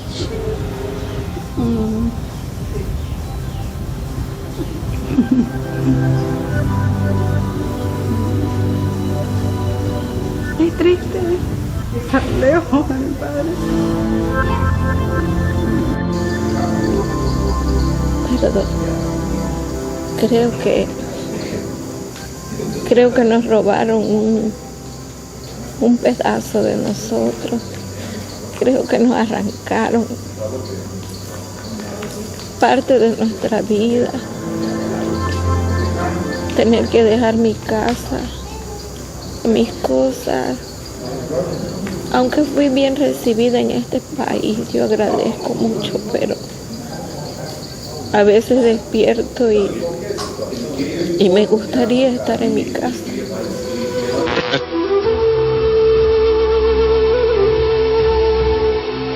Y es importante recordar 3 cosas.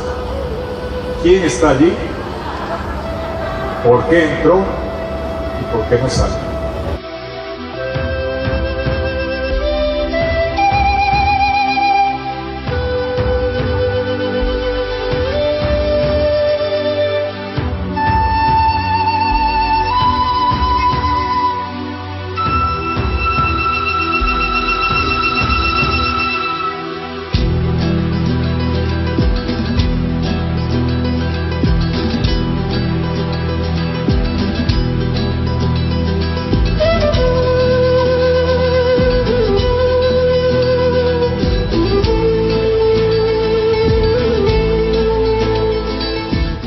Há mais de um ano, o senador boliviano Roger Pinto Molina pediu asilo na Embaixada Brasileira em La Paz para se proteger de ameaças.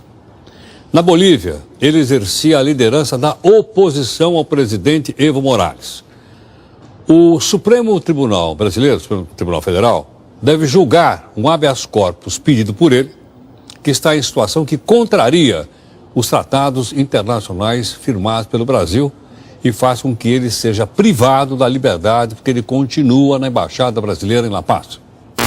O dado colocou uma situação que eu confesso eu desconhecia. Eu não sabia que existia um senador da Bolívia que estava abrigado na Embaixada do Brasil em La Paz. Eu até pensei, poxa, será que eu só estou lendo a parte de esportes dos jornais? Mas não. Era que realmente a imprensa brasileira tinha dado pouquíssima cobertura a esse caso, clara de violação de direitos humanos, um caso que contrariava a tradição do Brasil, que foi sempre uma tradição de respeitar o Instituto do Asilo, de brigar pelo Instituto do Asilo. O interessante é que o Dado Galvão, quando me procurou, tinha por objetivo conseguir fazer uma entrevista na Embaixada do Brasil em La Paz, ele em sinal de protesto, porque não permitiam. Chegou um momento em que o governo brasileiro, o Itamaraty, cortou, praticamente isolou o senador dentro da embaixada. Ele já estava em um isolamento, porque estava ali um prédio comercial, um prédio, um arranha-céu, por assim dizer, onde você nem consegue abrir as janelas. Como servidor público federal, né, eu ali tive que, enfim, cumprir as instruções de restringir,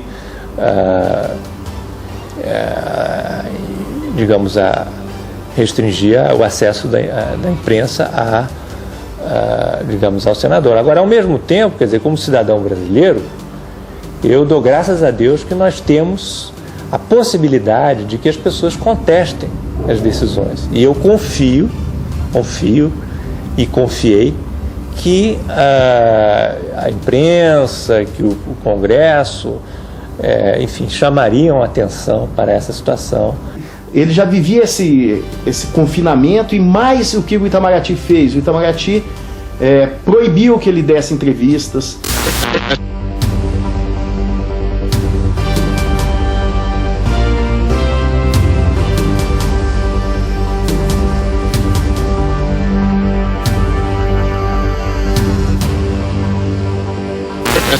processo que nós fizemos, inclusive a entrega dos passaportes, isso o ministro, na época, o Antônio Patriota, ele tomou conhecimento das nossas correspondências, dos passaportes que foram entregues à Embaixada do Brasil na Bolívia? Tudo foi informado. Nós sempre informamos tudo. Isso tudo vai a Brasília. Se ele pessoalmente tomou conhecimento, eu não sei. Mas digamos, as comunicações da Embaixada são dirigidas ao ministro das Relações Exteriores. O Brasil e a Câmara dos Deputados merecem ter acesso aos relatos diplomáticos da Bolívia, feitos por estes membros do Itamaraty, e que comprovam o envolvimento de autoridades do primeiro escalão, a princípio apenas do governo do senhor Evo Morales, com o narcotráfico e a instalação de um país satélite da Venezuela e até do Irã e da China. E eu lembro que o senador ele precisava de um auxílio médico e pediram a ele que, por instrução do Itamaraty, ele deveria então fazer um requerimento escrito, que mostra o absurdo de toda essa situação. Mas eu voltando ao tema do Dado Galvão, o Dado Galvão me procurou porque ele não conseguia fazer então essa entrevista por causa das limitações que foram impostas ao senador. A questão foi evoluindo aí. Pensamos, eu falei, Dado, aqui existe uma questão. Existem algumas dificuldades do ponto de vista jurídico para a gente buscar na justiça brasileira esse seu direito. Não acho que é impossível, mas eu acho que nós devemos casar essa questão com algo maior, que é tirar o senador da Bolívia. Porque o senador estava sob a jurisdição do Brasil. Se ele fosse tirado de lá num veículo diplomático, ele continuaria sob a proteção do Estado brasileiro, com a imunidade que é garantida pela Convenção de Viena, que garante proteção aos meios de transporte, ou seja, ao veículo da representação diplomática. Então pensamos, olha, esse é um assunto que o Brasil pode resolver. Já que o governo brasileiro não resolve, podemos pedir ao judiciário brasileiro que obrigue o governo brasileiro a fazer o que devia ser feito e fazer dar seguimento à tradição que o Brasil sempre teve. Então a questão que nasceu de buscar reparar essa violação à liberdade de expressão, ela ganhou corpo e passou a ser vista como um tema de direitos humanos. Falava, vamos tirar o senador de lá, vamos fazer com que a justiça brasileira obrigue o senador, o governo brasileiro a tomar as providências que deveria ter tomado. Ingressamos com habeas corpus no Supremo Tribunal Federal, é o primeiro desse caso do gênero no país, e aí sim o caso começou a ganhar repercussão, saiu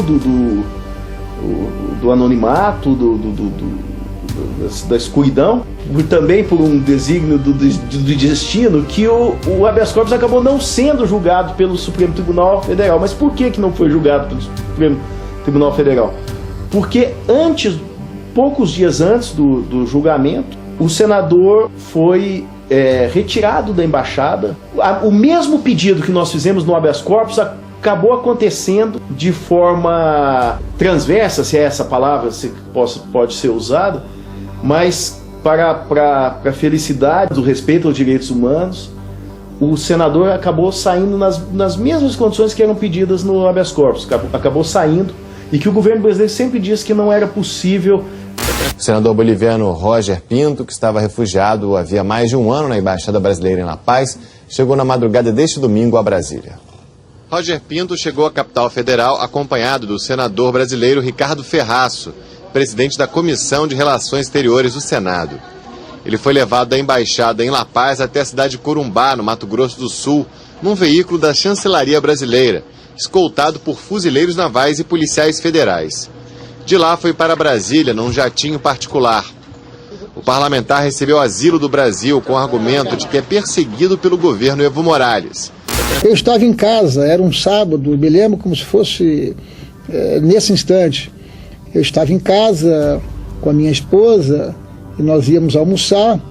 O Eduardo Saboia me alcança ao telefone e trocamos assim uns cumprimentos normais e tudo. E ele me fala que estava no Brasil e que tinha trazido o senador Molina. E aí me narrou a dificuldade, o desafio que foi descer dos altiplanos até as planícies para chegar em Corumbá, uma viagem cheia de riscos, né? E aí me pediu ajuda pelo telefone. Eu precisava tirar o Molina, enfim, de Corumbá, e ele não tinha estrutura para tirar o Molina de lá, que não de carro ou de ônibus. Eu fiz contato com o presidente do Senado, né? E não conseguindo falar com o presidente do Senado, até porque eu estava diante de um problema institucional, nós conseguimos contato com uma pessoa lá mesmo do Espírito Santo, que não tem qualquer tipo de envolvimento com a área pública, e essa pessoa, eu fiz a ela uma declaração que estava necessitando de um avião para poder trazer uma pessoa em condições restritas e difíceis. E a pessoa, então, sem que eu detalhasse, me deu um voto de confiança. Ricardo, você é senador da República, sabe o que está fazendo, tem fé pública, eu vou disponibilizar o equipamento, mas você é responsável. E, evidentemente, eu assumo integralmente a responsabilidade por esse ato, inclusive, que se eu tivesse que fazer de novo, eu faria, porque o que estava em jogo ali era uma vida humana. Antônio Patriota deixa o Ministério das Relações Exteriores. Ele não resistiu à pressão e deixou o cargo depois da crise iniciada com a fuga de um senador boliviano asilado na Embaixada Brasileira em La Paz para o Brasil. Bom, a presidente Dilma considerou o ministro responsável por toda essa crise. A demissão do Patriota, que estava no cargo desde o início do governo, aconteceu depois de uma reunião com a presidente Dilma no Palácio do Planalto. O caso de insubordinação dentro do Itamaraty, uma das instituições mais hierarquizadas do país, acabou selando a sorte do ministro. Foi um dia tenso em Brasília. No Itamaraty, o diplomata Eduardo Saboia, responsável pela fuga do senador boliviano para o Brasil, passou horas reunido a portas fechadas. No começo da noite, o ministro das Relações Exteriores, Antônio Patriota, foi convocado ao Palácio do Planalto. Ao final do encontro, a presidente Dilma aceitou o pedido de demissão do ministro. Luiz Alberto Figueiredo, escolhido como novo ministro das Relações Exteriores, chega ao Brasil nesta terça-feira. A vaga dele de representante brasileiro nas Nações Unidas será ocupada pelo próprio Antônio Patriota. Ele caiu para cima, ele saiu da embaixada, saiu aqui do Brasil e foi para a ONU. Olha, eu acho que o Patriota, né, com todo respeito, não tem uma relação com ele, mas eu acho que ele foi muito omisso, eu acho que ele trouxe problemas. E a presidente Dilma, diante do desgaste político, que aconteceu um desgaste muito grande, ela precisava dar uma satisfação ao povo brasileiro. Diante das declarações, diante das agressões do governo Evo, do governo boliviano, ela precisava dar uma satisfação. E o Patriota caiu para cima, né? Saiu do Brasil e foi para Nova York. No Palácio do Planalto, o assessor especial da presidência para assuntos internacionais, Marco Aurélio Garcia, acompanhou a reportagem. Ele e o assessor de imprensa, Bruno Gaspar, reagiram com esses gestos.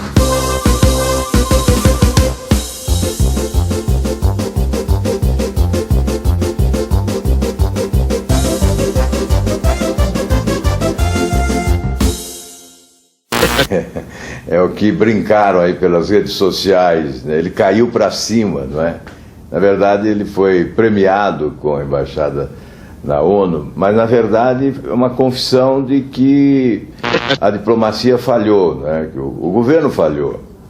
Obviamente alguém, para aplacar consciências, né? E para reduzir, certamente para minimizar os efeitos da fuga do senador Roger Pinto para o Brasil, junto ao governo boliviano, né?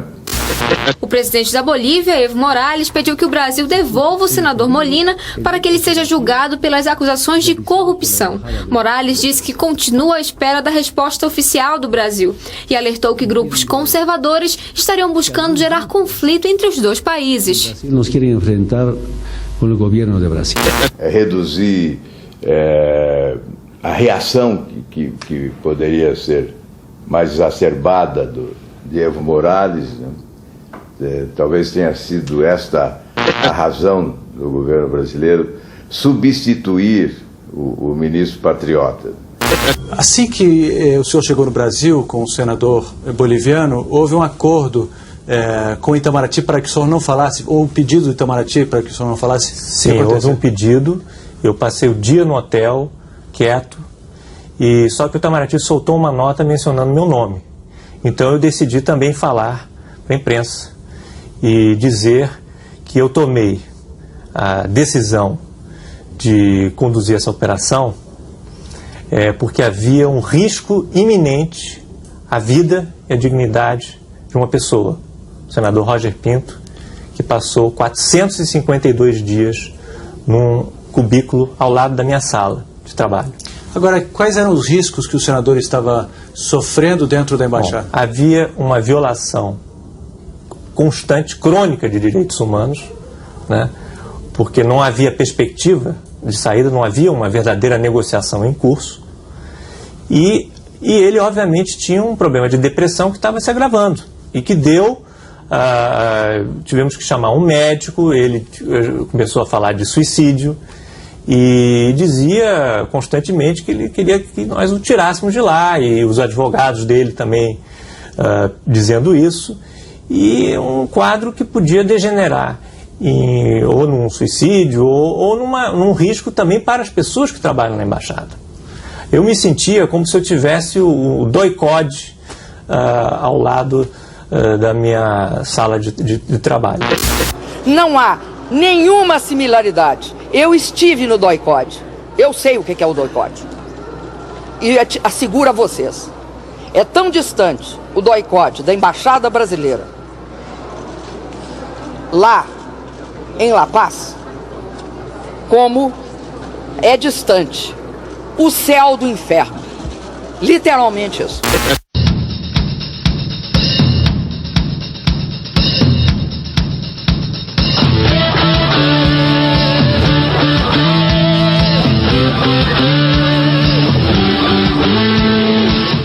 Eu queria dizer o seguinte, eu não quis ofender ninguém.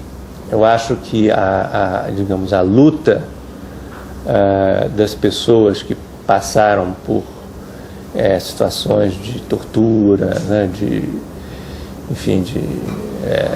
perseguição política, enfim, a memória, a trajetória, eu tenho profundo respeito, enfim, e eu não quis em momento algum ofender a presidenta ou qualquer outra pessoa. Mas eu, enfim, o que eu disse era isso, eu não tenho vocação de carcereiro, eu não queria, eu sentia que havia uma violação continuada digamos, a dignidade e a vida daquela pessoa, né, do senador Roger Pinto, e que havia chegado numa situação limite. E ponto. Era preciso fazer algo.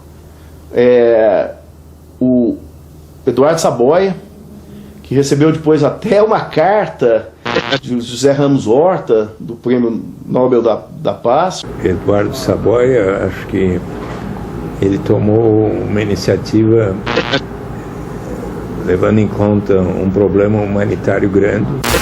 A Embaixada do Brasil é extremamente confortável. Nós negociamos em vários momentos o salvo-conduto e não conseguimos. Lamento profundamente que um asilado brasileiro tenha sido submetido à insegurança que esse foi. Despace nesse momento a Rede Nacional de Rádio e Televisão, transmitida diretamente de Brasília.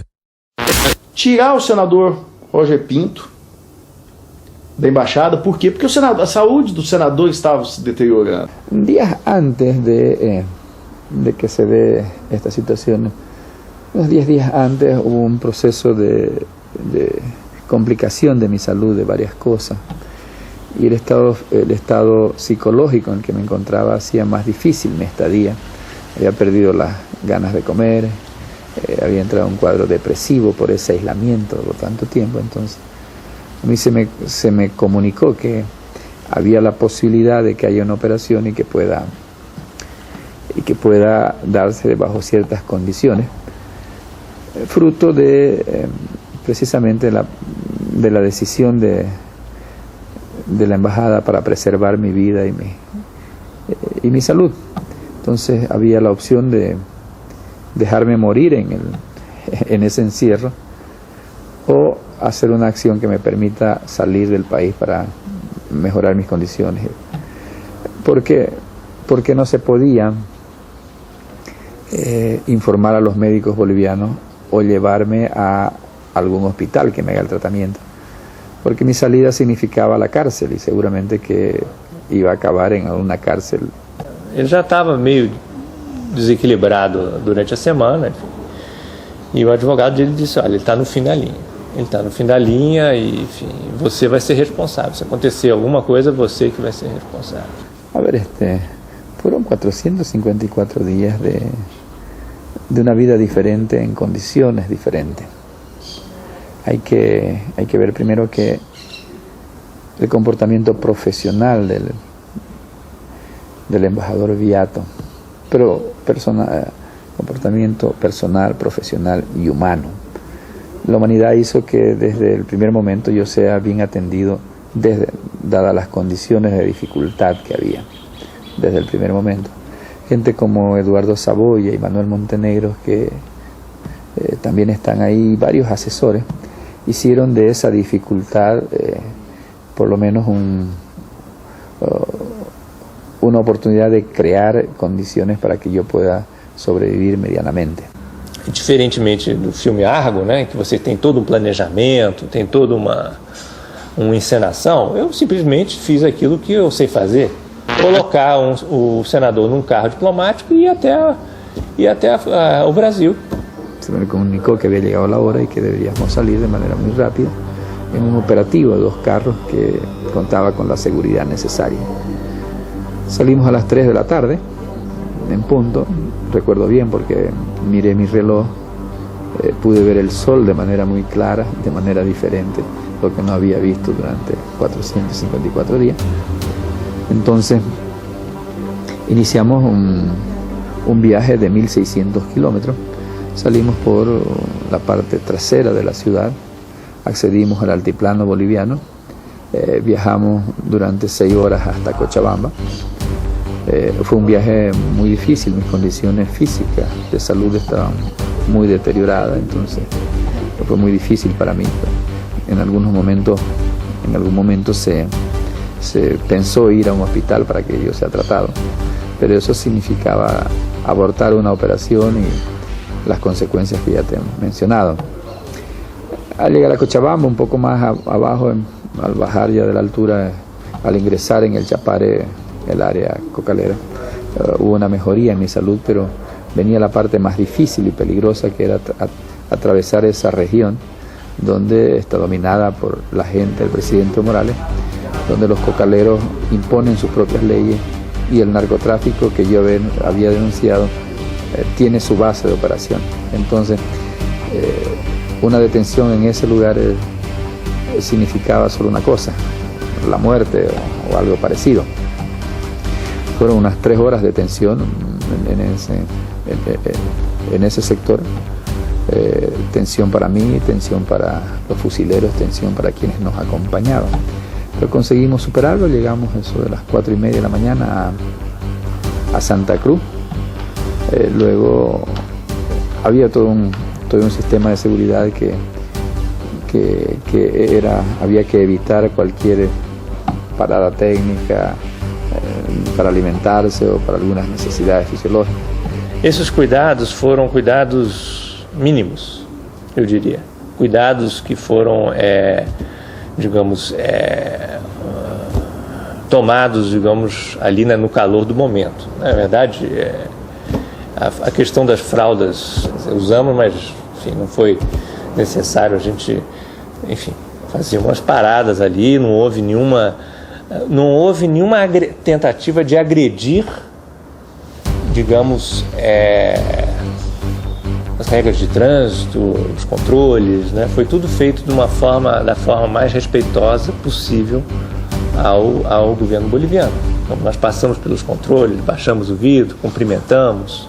Entonces había que correr directo Y inmediatamente continuamos, pudimos cargar gasolina ahí rápidamente en Santa Cruz y partimos rumbo a Puerto Suárez, que son 660 kilómetros más. Entonces llegamos a promediar las 12:30 a las fronteras donde había la mayor tensión.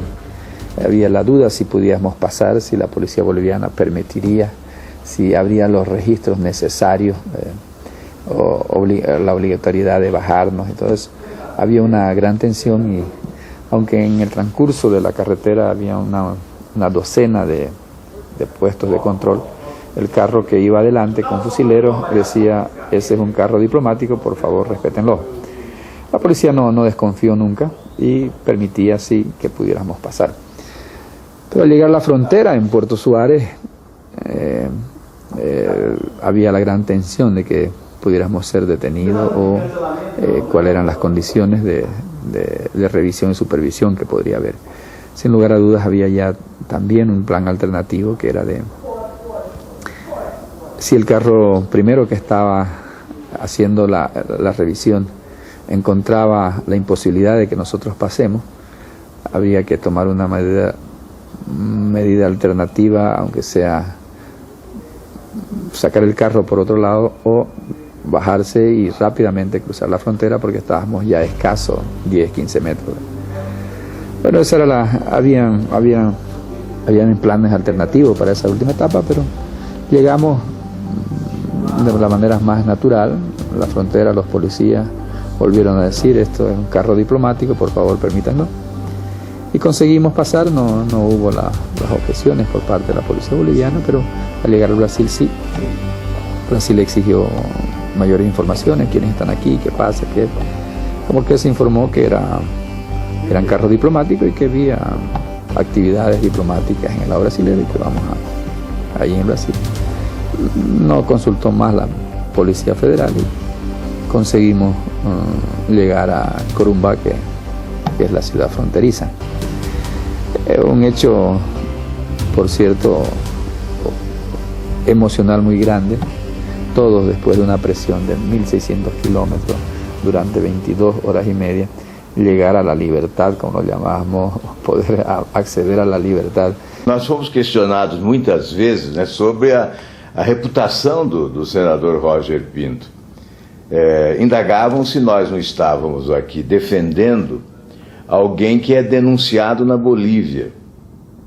Ora, primeiramente nós temos que destacar que a Justiça da Bolívia não tem a independência que se exige do poder que julga.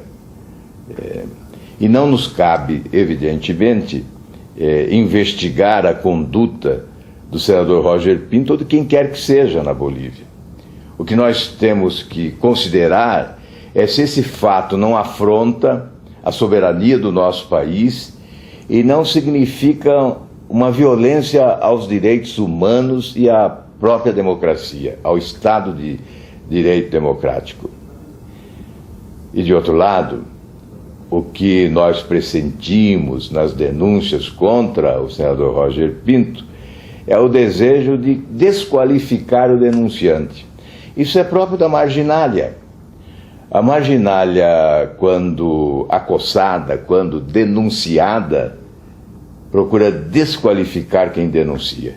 Cuando se tiene el Estado a su disposición y las instituciones del Estado, el Ministerio Público, la Justicia, cuando se tiene el poder omnímodo que tiene el presidente Evo Morales, por cierto que usted cae en un grado de indefensión, lo cual es terrible porque se puede decir todo, se puede difundir todo, aunque nunca se lo pruebe. Soy de los pocos políticos de los pocos políticos que hizo una declaración desde los años 85. Es fácil seguir el desarrollo de mis bienes. Es una propiedad mediana, es una casa, son 2 carros, unos 2 lotes que son de mis hijas pero están todos declarados. El gobierno intenta colocarnos a nosotros como los hombres millonarios, multimillonarios, ricos, simplemente para descalificarnos. El tema corrupción es muy fácil de decirlo, lo difícil es probarlo. gobierno no ha podido aprobar un solo hecho de corrupción. Pero cuando uno dice corrupción está diciendo todo y no está diciendo nada.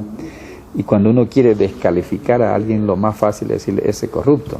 Y el gobierno lo utiliza así, utiliza los medios. No ha podido demostrar un solo hecho de corrupción. El gobierno ha acusado de asesinato, pero nunca ha dicho a quién maté. El gobierno me acusa de... He visto en Carta Capital, dice Carta Capital porque ni el gobierno me acusa de lavado de dinero. En una sociedad tan preocupada como la brasilera y la boliviana, eso es terrible, porque descalifica totalmente a cualquier persona. O senador hoje passa por uma situação financeira muito difícil. Ele abriu mão do salário dele lá no Senado, todos nós sabemos disso. E enquanto ele está aqui no Brasil, né, enquanto ele está resolvendo o problema da documentação dele, eu hospedei na minha casa, é o mínimo que eu posso fazer. E aqui no estado vou procurar, dentro das minhas possibilidades, também dar uma atenção para a família, enquanto nós resolvemos isso, enquanto ele resolve a situação da documentação dele, pode arrumar um trabalho.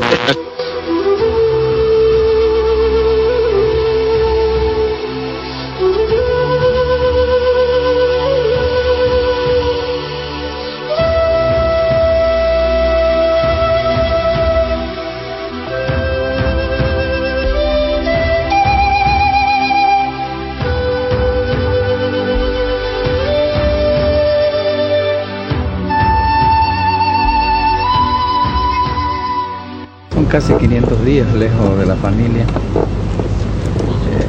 Estamos a unos cuantos kilómetros, pero sobre todo muy cerca, 3 horas para volver a reencontrarnos.